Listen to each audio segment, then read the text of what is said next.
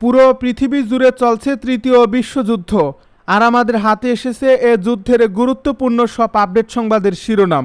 শুরুতেই থাকছে হুতিদের হুমকির মুখে লোহিত সাগর এড়িয়ে যাচ্ছে সৌদির তেলবাহী জাহাজ। এবারে জানিয়ে দিব গাজায় সামরিক অভিযান অব্যাহত থাকবে বলছে ইসরায়েল। আরও থাকছে রক্তপাত পছন্দ নয়, ইরানের সঙ্গে চুক্তি করতে চাই বলে মন্তব্য ট্রাম্পের। সব শেষে জানিয়ে দিব ডোনাল্ড ট্রাম্প আলোচনা শুরুর দাবি করলেও ইরান বলছে ভিন্ন কথা, আসলে কি হচ্ছে।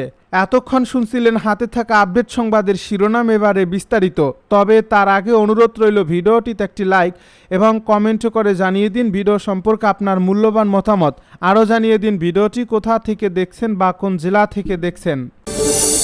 ডোনাল্ড ট্রাম্প আলোচনা শুরুর দাবি করলেও ইরান বলছে ভিন্ন কথা, আসলে হচ্ছেটা কি। যুক্তরাষ্ট্রের প্রেসিডেন্ট ডোনাল্ড ট্রাম্প ইরানের সঙ্গে আলোচনা হচ্ছে দাবি করে হামলা স্থগিতের ঘোষণা দিয়েছেন, কিন্তু আলোচনার কথা নাকচ করে দিয়েছে ইরান।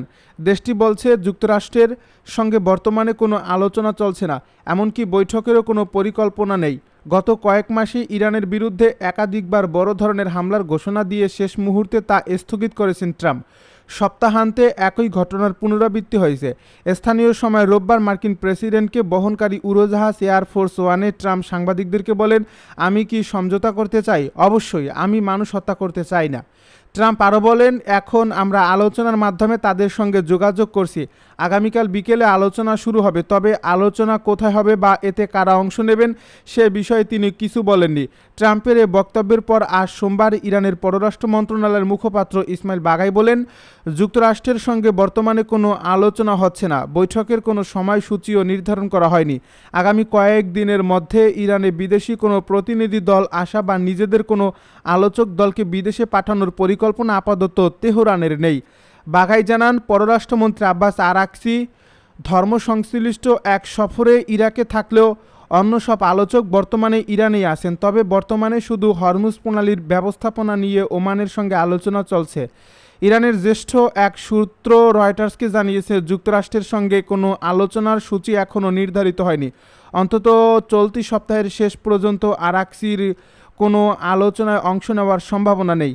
বিশ্লেষকদের মতে 5 মাস ধরে যে ধারা দেখা যাচ্ছে, আজকের ঘটনাও তাই। ইসরায়েলের সঙ্গে অপারেশন এপিক ফিউরি শুরুর পর থেকে কয়েক দফার ট্রাম্প সামরিক হামলার হুমকি দিয়েছেন, পরে কূটনৈতিক যোগাযোগের কথা বলে এই অবস্থান থেকে সরে এসেছেন। অন্যদিকে গত জুনে সংঘাত নিরসনের লক্ষ্যে সই হওয়া সমঝোতা স্মারক জুলাইয়ের শুরুতে ভেঙে যাওয়ার পর থেকে ওয়াশিংটনের সঙ্গে আলোচনার সম্ভাব্য প্রকাশ্য নাকচ করে আসছে ইরান। যুদ্ধের শুরুতে ট্রাম্প যেসব লক্ষ্য নির্ধারণ করেছিলেন সেগুলোর কোনোটি এখন পর্যন্ত পূরণ হয়নি। এর মধ্যে রয়েছে ইরানের পরমাণু কর্মসূচি ভেঙে দেওয়া, আঞ্চলিক প্রতিপক্ষের বিরুদ্ধে হামলার সক্ষমতা কমিয়ে আনা এবং দেশটির ধর্মীয় শাসন ব্যবস্থার পতনের পরিবেশ তৈরি করা। প্রতিবার যুক্তরাষ্ট্র চাপ বৃদ্ধি করার চেষ্টা করলে মধ্যপ্রাচ্যে মার্কিন বাহিনী, উপসাগরীয় আরব মিত্রদেশ এবং নৌপথকে লক্ষ্য করে পাল্টা চাপ বাড়িয়েছে ইরান। শেষ পর্যন্ত প্রতিবার পিছু হটতে বাধ্য হয়েছেন ট্রাম্প। ওয়াশিংটন তেহরানের বর্তমান বিরোধের কেন্দ্রীয় বিষয় হরমুজ প্রণালীর ব্যবস্থাপনা। ওয়াশিংটনের দাবি, জুনের সমঝোতা স্মারক অনুযায়ী ইরানকে এই কৌশলগত নৌপথ খুলে দিতে হবে, কিন্তু তেহরান বলছে সমঝোতা স্মারকে হরমুজে নৌযান চলাচলের উপর ইরানের কর্তৃত্ব বহাল রাখার কথা স্পষ্টভাবে উল্লেখ রয়েছে। হরমুজ প্রণালীর এক পাশে ইরান, অন্য পাশে ওমান। তাই ওমানের সঙ্গে মিলে এই প্রণালীটি ব্যবস্থাপনার নতুন নিয়ম তৈরি করতে চাইছে ইরান। বিশ্লেষকদের মতে এমনটি হলে ট্রাম্পের জন্য বড় ধরনের রাজনৈতিক ধাক্কা হবে। নানা চাপ সত্ত্বেও এখন পর্যন্ত হরমুজ প্রণালীর উপর ইরানের নিয়ন্ত্রণ শিথিল করতে পারেনি যুক্তরাষ্ট্র। এতে যুক্তরাষ্ট্রসহ বিশ্ববাজারে জ্বালানি তেলের দাম বেড়েছে। হরমুজ প্রণালীতে সর্বশেষ ঘটনার বিষয়ে যুক্তরাষ্ট্রের সামুদ্রিক নিরাপত্তা সংস্থা ইউকেএমটিএ জানিয়েছে, একটি জাহাজের ক্যাপ্টেন জাহাজের কাছে পানিতে বিস্ফোরণের খবর দিয়েছেন, তবে এতে কেউ হতাহত হয়নি। রক্তপাত পছন্দ নয়, ইরানের সঙ্গে চুক্তি করতে চাই বলে মন্তব্য ট্রাম্পের। মধ্যপ্রাচ্যে আর কোনো সামরিক সংঘাত নয়, বরং কূটনৈতিক আলোচনার মাধ্যমেই সংকটের সমাধান চান মার্কিন প্রেসিডেন্ট ডোনাল্ড ট্রাম্প। রোববার এয়ারফোর্স ওয়ানে সফরের সময়ে সাংবাদিকদের সাথে আলাপকালে তিনি একথা জানান। পারস্য উপসাগরীয় অঞ্চলের চলমান উত্তেজনা, সম্ভাব্য সামরিক পদক্ষেপ এবং আসন্ন আলোচনা প্রসঙ্গে ট্রাম্প স্পষ্ট করেন, তিনি মানুষ হত্যা করতে চান না, বরং একটি চুক্তিতে পৌঁছানোকেই তিনি অগ্রাধিকার দিচ্ছেন। যুক্তরাষ্ট্র ও ইরানের মধ্যে পরোক্ষ মধ্যস্থতায় আলোচনা শুরু হওয়ার কথা রয়েছে। ট্রাম্প মন্তব্য করেন, যুদ্ধ হলে তা ইরানের জন্য বিপর্যয় ডেকে আনত। সৌদি আরব, সংযুক্ত আরব আমিরাত, কাতার এবং খোদ ইরানের পক্ষ থেকে যোগাযোগ করার পর এবং একটি চুক্তির সম্ভাবনা তৈরি হওয়ায় সামরিক অভিযান আপাতত স্থগিত রাখা হয়েছে। হরমুজ প্রণালীর পূর্ণাঙ্গ উন্মুক্তকরণ এবং ইরানের পারমাণবিক কর্মসূচি নিরস্ত্রীকরণের অগ্রগতির সঙ্গে সম্ভাব্য চুক্তির বিষয়গুলোকে যুক্ত করেছেন ট্রাম্প। তিনি আলোচনার জন্য কোনো নির্দিষ্ট সময়সীমা বেঁধে দেননি, তবে প্রয়োজন হলে যে কোনো সময় সামরিক পদক্ষেপ নেওয়ার প্রস্তুতি যুক্তরাষ্ট্রের রয়েছে। আঞ্চলিক মধ্যস্থতাকারীদের মাধ্যমে হরমুজ প্রণালীর উপর চলা নিষেধাজ্ঞা দূর করা এবং ইরানের পারমাণবিক কর্মসূচি নিয়ে চলমান কূটনৈতিক প্রচেষ্টার অংশ হিসেবেই ট্রাম্পের এ বক্তব্য এসেছে। গাজায় সামরিক অভিযান অব্যাহত থাকবে বলছে ইসরায়েল। গাজায় হামাসকে নিরস্ত্রীকরণের জন্য প্রস্তাবিত বোর্ড অব পিস এর বর্তমান রোডম্যাপের প্রতি প্রকাশ্য আপত্তি পুনর্ব্যক্ত করেছে ইসরায়েল। খবর টাইমস অফ ইসরায়েলের।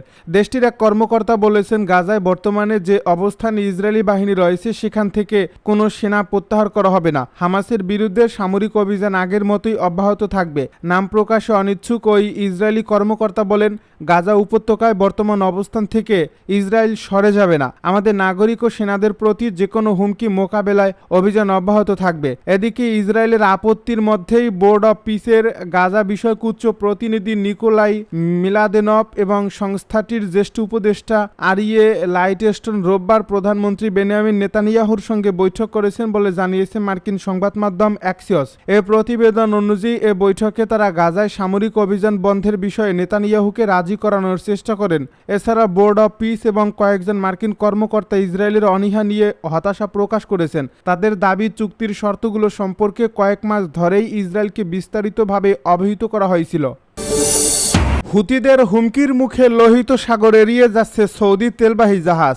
ইয়েমেনের হুতি গোষ্ঠীর হামলার হুমকির পর সৌদি আরবের পতাকাবাহী অন্তত 6টি তেলবাহী সুপার ট্যাঙ্কার লোহিত সাগরে দ্রুততম নৌপথ এড়িয়ে আফ্রিকা মহাদেশ ঘুরে গন্তব্যে যাওয়ার প্রস্তুতি নিচ্ছে বলে জাহাজ চলাচলের তথ্য থেকে জানা গেছে। সোমবার বার্তা সংস্থা রয়টার জানিয়েছে, এশিয়ার বিভিন্ন দেশ থেকে ফিরে আসা খালি ট্যাঙ্কারগুলো সাম্প্রতিক দিনগুলোতে এডেন উপসাগরে গতিপথ পরিবর্তন করে দক্ষিণ আফ্রিকার দিকে যাত্রা শুরু করেছে। এলএসইজি ও মেরিন ট্রাফিকের অটোমেটিক আইডেন্টিফিকেশন সিস্টেমের তথ্য অনুযায়ী ট্যাঙ্কারগুলো বহর আকারে দক্ষিণ আফ্রিকার দিকে এগোচ্ছে। এতে ধারণা করা হচ্ছে তারা বাব আল মানদেব প্রণালী হয়ে লোহিত সাগর ও সুয়েজ খাল ব্যবহার না করে পুরো আফ্রিকা মহাদেশ ঘুরে যাত্রা করবে। সাধারণত লোহিত সাগর ও সুয়েজ খাল ব্যবহার করলে যাত্রা পথ অনেক কম সময়ে শেষ করা সম্ভব হয়। তবে এ বিষয়ে সৌদি কর্তৃপক্ষের কাছে রয়টার্স মন্তব্য জানতে চাইলেও তাৎক্ষণিক কোনো প্রতিক্রিয়া পাওয়া যায়নি।